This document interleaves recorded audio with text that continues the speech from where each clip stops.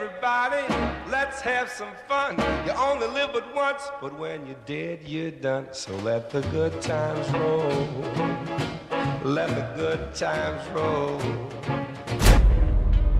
Hey everyone, what is up? My name is Martin and welcome to AAA Digest. So the Mafia Remake releases on September 25th on Xbox One, PS4 and PC, developed by Hangar 13, the creators of 2016's Mafia 3. Now over the past 10 days we were lucky enough to finish the remake on all available platforms, and disclaimer, I had a very positive experience. I'm a fan of the series, that is no secret. Look at our channel, damn it. Yet I will keep this as real and to the point as I can. It's definitely not a perfect game, but it's a very good one. I will start with a small info dump for the game and give my thoughts throughout, but more so near the end. You play as Tommy Angelo, who starts out as an average cab driver on the streets of Lost Heaven that is inspired by 1930s Chicago during the later stages of Prohibition. It is presented with a retrospective form of storytelling in which our protagonist Tommy and Detective Norman discuss major events from Tommy's life with the Salieri family. In return for Tommy's valuable information regarding the case and the Morello and Salieri war, he wants protection for his wife and daughter. The player then replays the key moments that both Norman and Tommy discuss to get the needed context of the full story. All caught up? Good. Number one, so it is true to the original. Essentially, it has the same 20 main missions, including most of their original chapter names, and most missions have been completely reworked, bringing the player into newly designed locations with different layouts. Although rest assured, the major story beats from the 2002 version are all still there. The remake is practically identical in terms of that structure. The start to finish story is the same, and you have the same missions in between. The significant changes in the story come in the form of cutscenes and dialogue that have been rewritten. Specific scenes are drastically different, which I think for the most part is for the better. Major characters see their roles extended,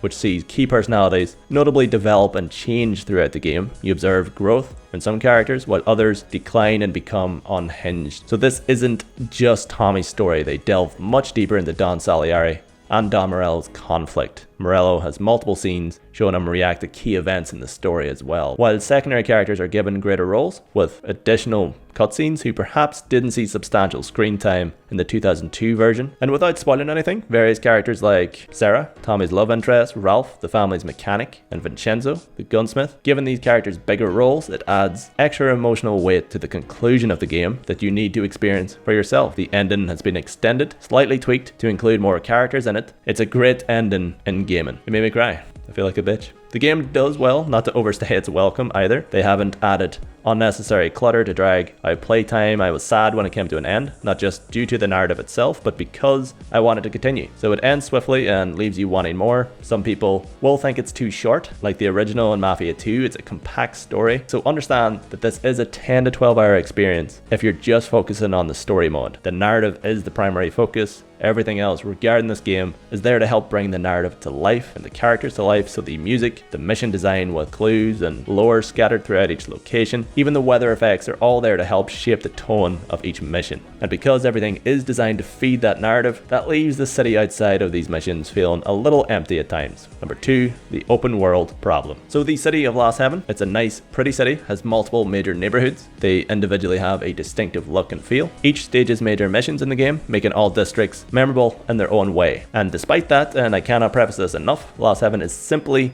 a backdrop for the game's story and missions. The city has got a decent traffic system and has many pedestrians walking the streets to make it feel like a busy city. However, if you're someone who wants endless activities in the story mode, then you won't find it here. That's not what this game is about. So aside from Lucas Bertone's postcard missions, small things in Salieri's restaurant, some open buildings and warehouses scattered throughout the city and the countryside, collecting cars you see in the city, and collectibles, the story mode doesn't offer too much outside of its missions, although free ride mode, which I'll mention in a bit, provides a few extra hours of content that I think is worthwhile. Number three, the collectibles are a highlight. So in terms of these collectibles, they're a big positive in this game. I had a lot of fun collecting and seeking these out. Now some are more interesting than others, but they range from a selection of different magazines, comic book covers revolving around main missions from the game, mystery foxes that giggle when you collect them, a bit weird, and character backstories in the form of cigarette cards from all three games in the series. The cigarette cards, Gangster Monthly and Dime Detective magazines in particular, are found on mission locations. I found 20 out of 22 cigarette cards just doing missions on my first playthrough. They're hard to miss, they tend to pop up on the map when you're nearby, while the other collectibles are scattered throughout the world to give the player that extra incentive to go and explore. Number 4, the combat and difficulty. So the gunplay is essentially identical to Mafia 3. It's a modernized third-person shooter with a simple to use cover system that has been improved in small ways, very fluid, makes your protagonist Tommy Angelo more accessible to control. If you don't like Mafia 3's gunplay, then I'll be straightforward. You won't like this game for its gunplay. There are major similarities to that game mechanically in terms of the character's movement, the driving, but in particular the gunplay is very samey. This time around it's backed up by a better structure though, and that to me was Mafia 3's problem, not the gunplay itself, so I like this game's shooting and cover system. The melee system, Tommy has access to a quick attack, heavy attack, and a designated dodge to counter enemies. Melee overall is okay, a little button mashy for my liking, and the camera can be an issue sometimes if an enemy strikes you near a surface. You can initiate an animated takedown, which will differ based on the weapon Tommy is currently holding, and they're usually pretty cool and add quite a bit to the melee. Stealth is fairly simple. The AI has designated routes and don't look great in stealth when you're in stock mode. They're better in combat, it has to be said. The hardest difficulty is classic. That combined with no aim assist provides a genuine challenge for shooting and the Lost Heaven race. And for anyone that doesn't know what classic settings are, basically UI indicators are turned off, enemies do not show up on the minimap, which forces you to listen out for them and be careful. They are lethal in combat. Tommy also needs to consider when to reload or he'll waste the remaining ammunition in his magazine. And to be honest, I found some slices of the remake classic mode tougher than anything I experienced in the original. 90% of the game is fine. General gunfights aren't that difficult. There are just simply some sections that are challenging that I think some people will struggle with. Although I'm getting older and my gaming skills are rapidly diminishing, so that might play a part, and they are diminishing fast as we speak. Please send help. Number 5, does the game get repetitive? So I'm just gonna say a flat out no. Firstly, the game is short. It will only take around 10 to 12 hours to complete, as I mentioned, and that's if you're taking your time. The mission variety is well put together. A few sections revolve around intense chases that can be on foot or car chases. Others focus on large shootouts, assassinations, some lean into stealth, while others require melee only or damaging property. They throw some time trials at the player, protection sequences, others require a disguise, and for you to roleplay a bit. Now some missions just drop you into a location and expect you to find clues that point you towards your objective. Almost every chapter in the remake has the player doing something different in a brand new location. This game has a pretty perfect structure to follow from the original, which they thankfully stick to. It's a great variety, no complaints there. And if you find driving from A to B tiresome, which every Mafia game has a lot of, there's a skip option to avoid driving if it's not your thing. Yet the driving I think is the best in the series, and you can miss out on dialogue for skipping journeys, so be wary on your first playthrough. Number 6, sound. So there are 35 licensed songs from artists like Duke Ellington, Cab Calloway, Harry James, and many more. You'll hear them all throughout the radio as you travel from mission to mission. The soundtrack isn't as memorable in comparison to Mafia 2 or 3, but the game is limited by the 1930s timeline, and that's personal preference to me as well.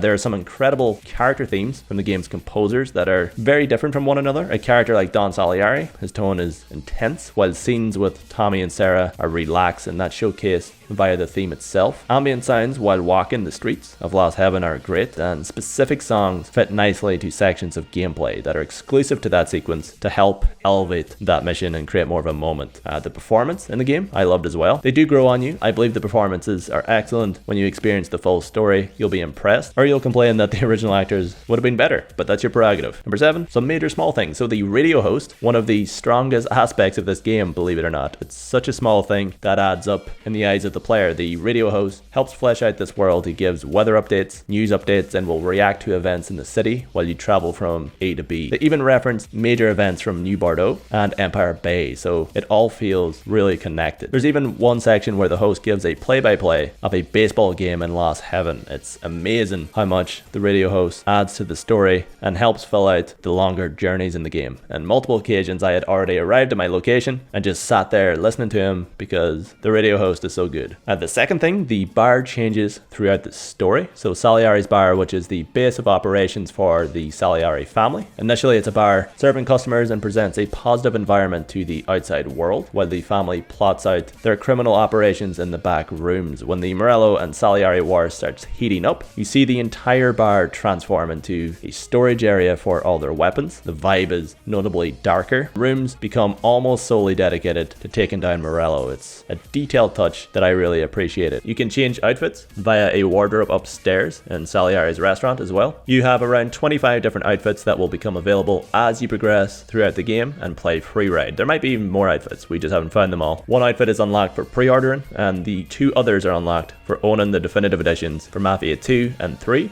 Something worth noting, the wardrobe only unlocked for us after completing the game itself. If you use chapter select and pick an outfit, that outfit does show up in cutscenes. Also, a small thing, Tommy has a house in the game, which is adorable, and we won't say too much about, so you guys can enjoy that one for yourself. Number 8, Freeride mode. So Mafia Freeride allows you to explore Lost Heaven at your own pace. You have access to your wardrobe, garage, and Vincenzo's armory that are all available at Salieri's restaurant. You can change the weather or the time of the day via paintings, and you can search the city for remaining collectibles you missed during the story. The player can also use garages around the city and fast travel back to the restaurant from certain locations like bus stops. Also, throughout Salieri's, you find notes that give you jobs in the form of time trials, protection missions, shootouts, and other challenges that reward you with unique vehicles, gold weapons that are more effective, and outfits that you can wear, like a clown outfit. And these notes will point you towards the location, but you gotta find it yourself, and the job will start via a payphone. But they're pretty fun, and Freeride offers a few more hours of playtime outside of the story, and it's for those who love exploring Lost Heaven outside of the story without a mission icon. Number 9, so things that aren't in the remake that were in the original. I know OG fans latch on to certain small things from the prior games, so I'm just going to mention a few. Yellow Pete and his armory are not in the story mode or Freeride. You don't stumble upon Yellow Pete. Lucas Bertone's missions have been changed. You now find postcards within his garage in New York that gives you hints towards the location of vehicles in the city, so the old side missions are gone. And I will say this was a glitch for us when we played. The cars did not show up at the location shown, so hopefully that's a non-issue at launch. You can't get on trams in story mode or Freeride. You can see them working throughout the city, but they are exclusive to NPCs. The same goes for Lost Heaven's trains. The subway stations are closed off by a chain. They only open briefly for one mission, although you don't manually get on the train yourself. It transitions to a cutscene. There are no guard dogs in the game, unlike the original, and cars do not indicate. Things from the original we have are the speed limiter, which helps the player stay under the speed limit, manual transmission, and you can refuel your cars, although understand it simply pans out. There's no employee to do that for you. Police pull over the player for speeding, but not for running red lights. You can be fined or arrested. There's a 5-star police system. I will say the police system isn't that sophisticated. I still think the game could have learned from Mafia 2 system by having police recognize Tommy's license plate or clothing.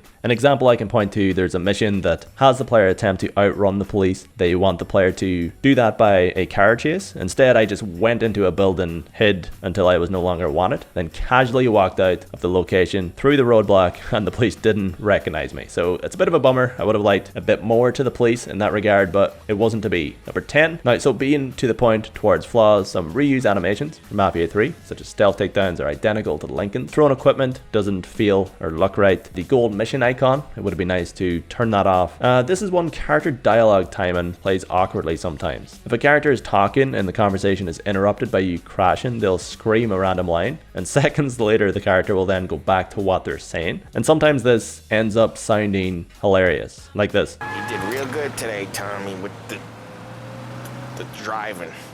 I was right. I was right when I found you. You know what I said? What did you say, Polly? Hey, this ain't the racetrack, Tom. I said this guy can drive, Don Salieri. This is a guy who can drive.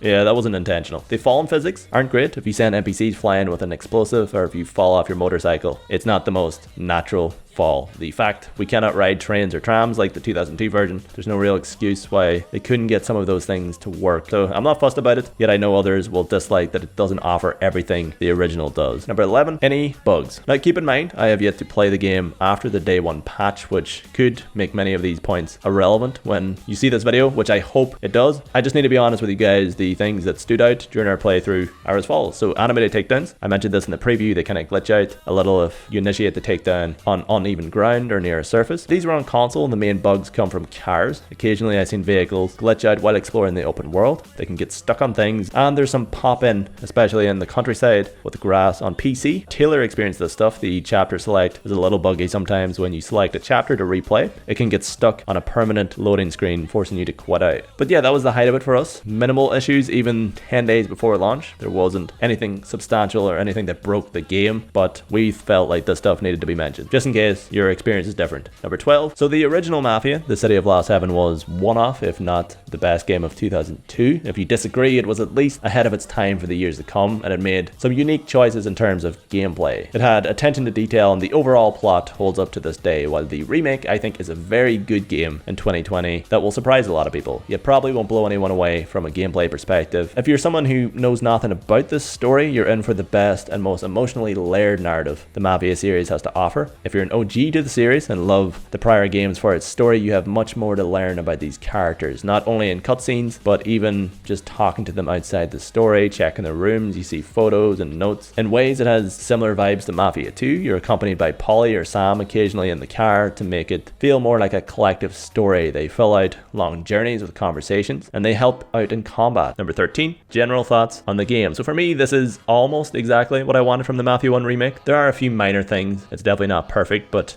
pretty true to the original story with some major rewrites to modernize things, and these differences, in my opinion at least, only benefit the characters by involving them all in the story. And this game is very clear about its focus being on family. Vin Diesel will be pleased, but I did love my experience with it. They fleshed out the Mafia trilogy, which is a major positive in this game, and companion characters help out to add to each mission by accompanying Tommy. Sarah's role is incredible. She's a standout for the game, and she is bae. Back off. I did feel Polly, Sam, and Tommy's friendship more so in the remake than I did in the original. Mafia 1 has always been about these characters, how Tommy's story is presented in this retrospective form alongside these memorable missions. Well acted and crafted cutscenes that are all backed up by an amazing selection of musical scores. And Hangar 13 delivered on it very well considering this game's short development cycle. Number 14, should you buy it? So it's your money, do what you want. There's enough out there to help you make up your mind. There are some great games coming out over the next coming months if you're saving up, but for $39.99 you're getting a 10 to 12 hour story. That is an amazing story. It has free ride,